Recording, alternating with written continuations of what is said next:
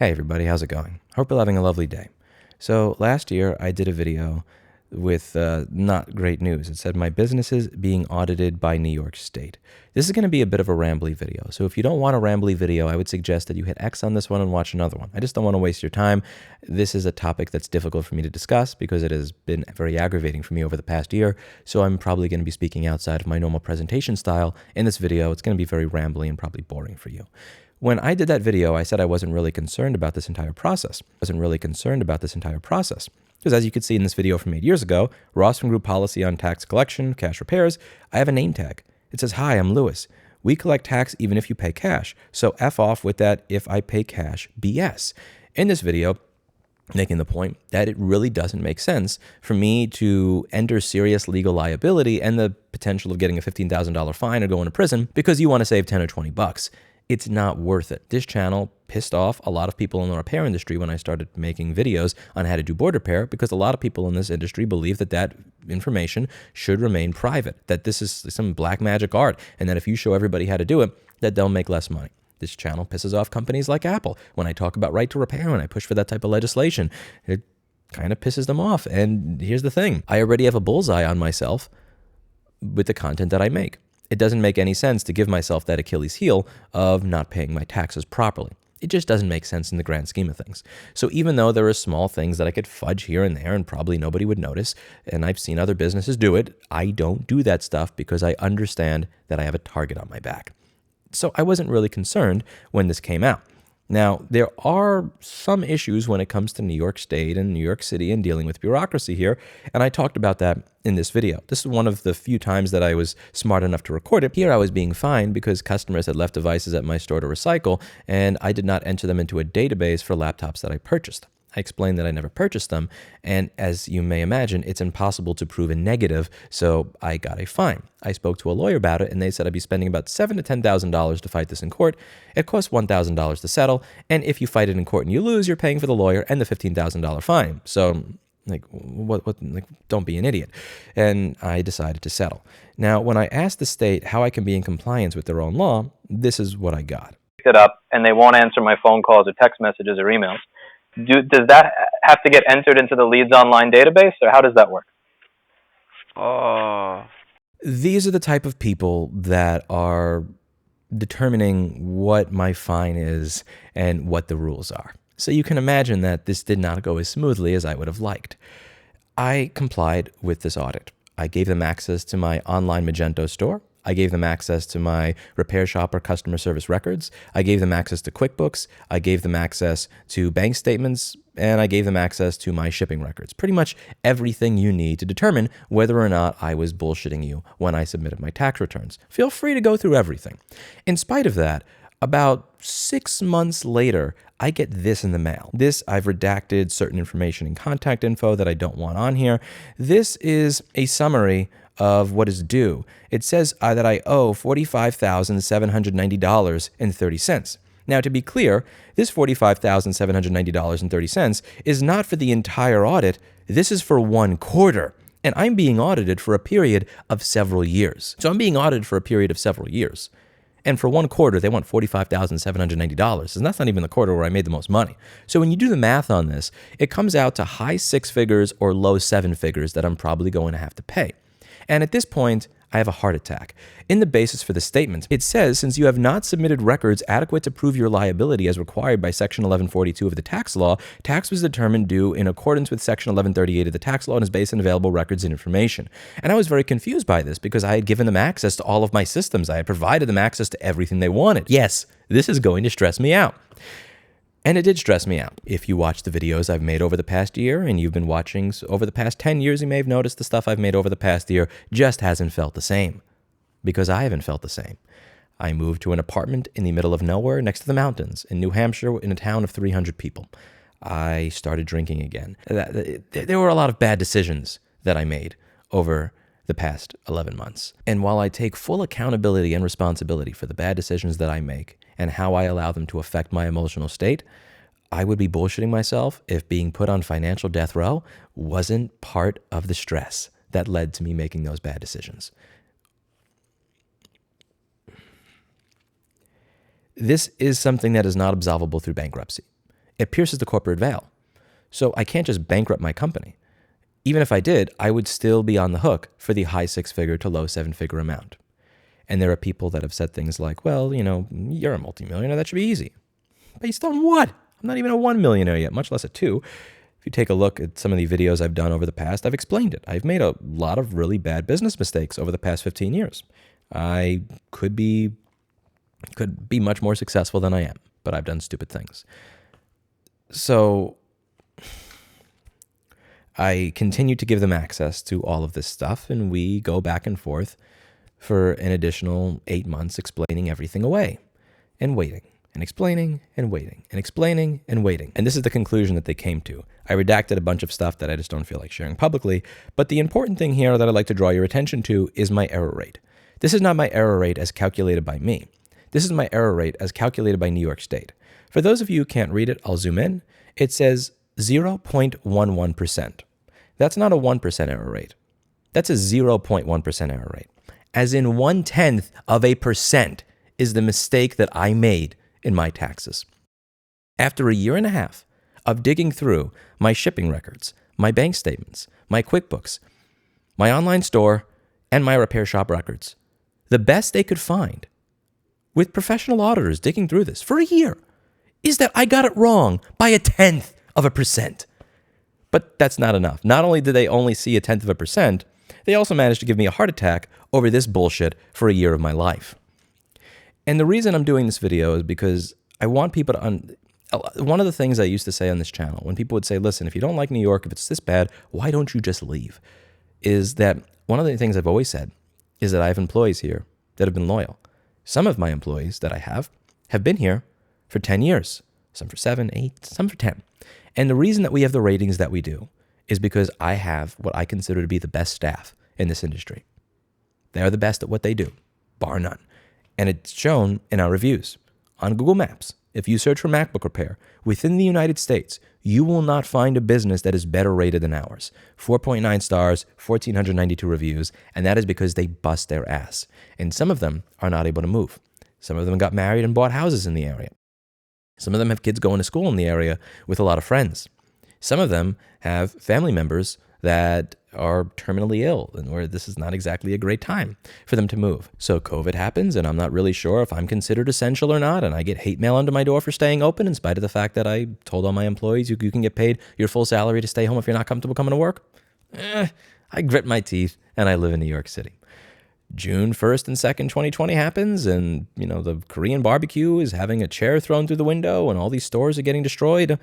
I'll stand outside with my titanium stick by my side at 1 or 2 in the morning. I'll grit my teeth and I'll keep doing business in New York City. I get told, oh, I'm going to get fined for doing business as a normal person and you can't even tell me what your goddamn laws are. Grit my teeth and keep doing business in New York City because I owe it to the people that helped me make this company what it is. You ask for more money than I'm actually worth, to the point where not only would I have to start over from scratch, but I would have to start from scratch with hundreds of thousands of dollars in debt over a technicality that you can't even tell me. No, I'm done. I'm done. I got a new job earlier this year, just in case things didn't go well, and now I'm taking my shit and I'm leaving. Many people have said, well, look, Lewis, after the year and a half of looking through all your stuff, you only have a 0.1% error rate, so, why don't you stay? It's kind of like if a guy is beating his wife over a period of 3 years, punching her in the face every single day, and then she finally goes to get a divorce, and he goes, oh, okay, I'll stop hitting you now. What, you don't leave? No, this is not how this works. If you get cheated on over and over again, and you decide to leave, and your girlfriend says, okay, you know what? I'm sorry, I'll stop cheating. No, you leave before they do it again, because they will do it again. That's how this works. First they ask for 1,000, then they ask for 10,000, then they ask for 1 million. I'm done. This was my business and my life flashing before my eyes. I saw the way it affected myself. I saw the way it affected my emotional state. I saw the way it affected the business decisions that I made. And I'm not playing this game anymore. I'm done. I am done living in a city that treats businesses like criminals and criminals like business owners. I'm tired of it. I know many. I'm not doing it anymore. I'm not playing this stupid fucking game. I'm done. I'm done. Let somebody else deal with this shit. Like, truly, honest, why? Why? Why deal with the stress? Why deal with the aggravation? Why deal with the... Just, I'm done. I'll tell you what I got wrong, just so all you know. We have a rush service fee of $45. If you want to be at the front of the line, if we tell you this repair will take 5 hours and you want it to be done in 40 minutes, if you pay $45, we'll put you at the front of the line. I was not charging sales tax on that. I did not know that that was sales taxable. Mea culpa, my mistake. The second issue is on store.rossmanngroup.com, there used to be an option called local pickup, where if you wanted to buy something but pick it up locally, you could do that. And on the online store, it would charge you sales tax based on your shipping or billing address. It would not charge sales tax based on the shipping method. So if somebody had a billing address of Tennessee, but they came to the store and chose local pickup, it wouldn't charge sales tax. I couldn't figure out how to make it charge sales tax on all local pickup. I probably have to write some script or something for Magento for where it charges sales tax on local pickup based on your shipping option, not just based on your billing address. So I just turned that off for the time being. And the third issue that we had was that on occasion when somebody, when we were doing mail-in repairs, somebody every now and then would forget to tick the box for sales taxable for some of the jobs. So it's supposed to be automatic. On some of the item codes, it wasn't there. That led to an error rate of 0.11%. Not me saying 0.11%. That's New York State saying 0.11%. Now, you have to keep in mind with this error rate of 0.11%, I didn't go to business school. I run a repair shop with 12 employees, often doing some of the repairs and customer service myself. I run a YouTube channel with 1 million subscribers. I have a nonprofit for lobbying on behalf of Right to Repair in over 7 states. I have a nonprofit that creates educational materials on Right to Repair and grassroots advocacy. And I have a full-time job. I have all of this stuff going on. I'm not an MBA, and my error rate is still 0.1%. I'm honestly kind of impressed.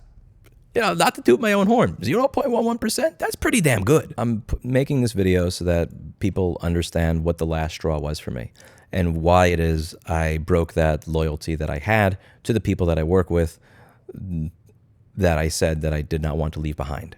It is because of this. There is a certain amount of stress that I can accept, and there is a certain amount of stress that I cannot accept. And the existential financial death row that I was put on for the past year is something that I never want to go through again. I am tired of being treated like a criminal when I am doing business in a legal and honest fashion.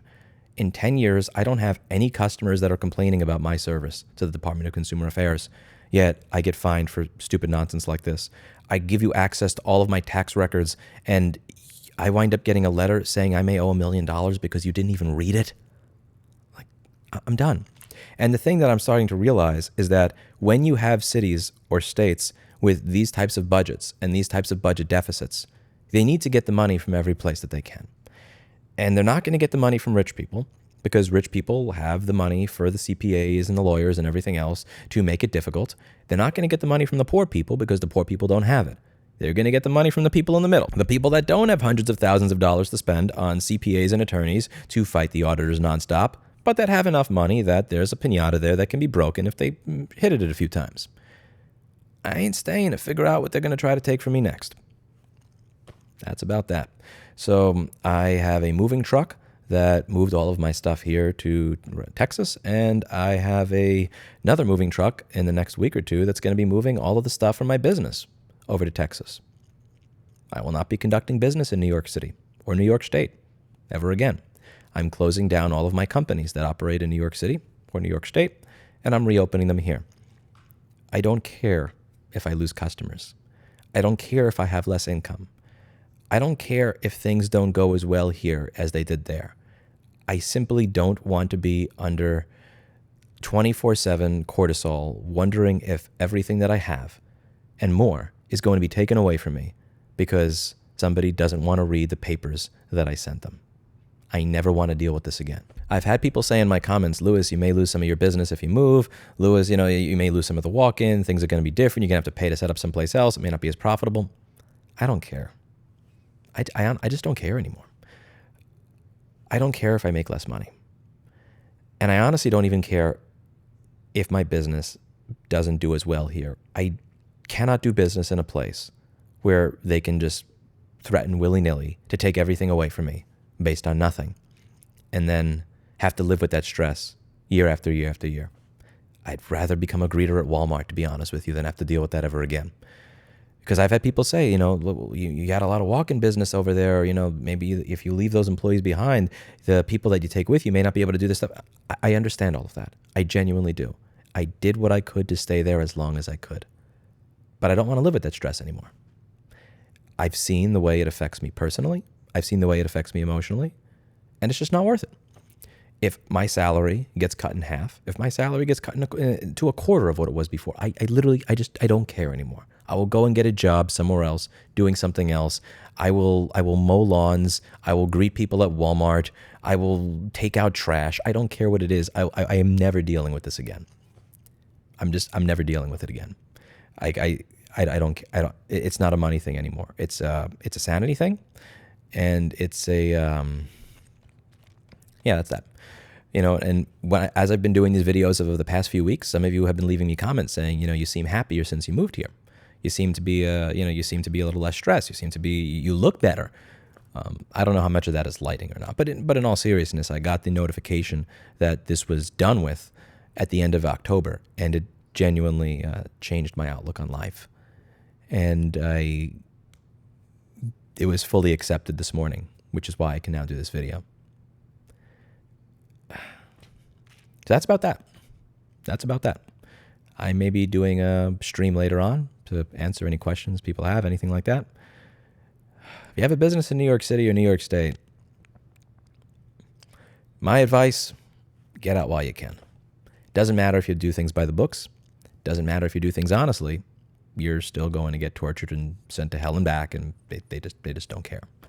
And again, this is the thing that gets me. It's not like I'm okay paying my taxes. I don't like being treated like a criminal. I don't like this vagueness where you never really know if what you're doing is the right thing. I don't like this thing where when you ask what the rules are, they're literally incapable of explaining it to you. Picked it up, and they won't answer my phone calls or text messages or emails. Does that have to get entered into the Leeds Online database, or how does that work? You don't understand. That's not just that person. That's just not just that department. That's the entire city and state government. That's the way all of this works. You never know if what you're doing. And here's the funny thing. I asked my CPA about this at the end of it. And I said, so on these items that were being contested, do we actually know how this is supposed to work? And he goes, well, what we can do is if you're audited in the future, we can point to the fact that in this audit, this stuff is not supposed to be taxed. I'm not talking about that. I mean, if I want to call up Jessa Jones, my friend who does business in New York State, and tell her, here's how you're supposed to be dealing with these things, what do I tell her? And my own fucking CPA says it's up in the air. This whole thing where you never know what it is that you're supposed to be doing, and you just get to live in this constant stress of whether or not what you're doing is right, whether or not I don't know. Yeah, that's about that. I'm just going to end it because at this point, this video is just constant rambling on. Be careful where you do business in, because if you do business in places like this, you might just end up with as little hair as I have into your early 30s. Also, my birthday is tomorrow, so I may be announcing in the community page. Might do a meetup somewhere for get drinks or say hi if anybody wants to come by and celebrate the fact that I am not going to be financially ruined for the rest of my life by New York State. That's it for today. And as always, I hope you learned something. I'll see you all in the next video. Bye now. Mr. Clinton, what's the point of jumping on the chair if you're not going to look at the camera? Mr. Clinton, say hi. He's still shy. All right.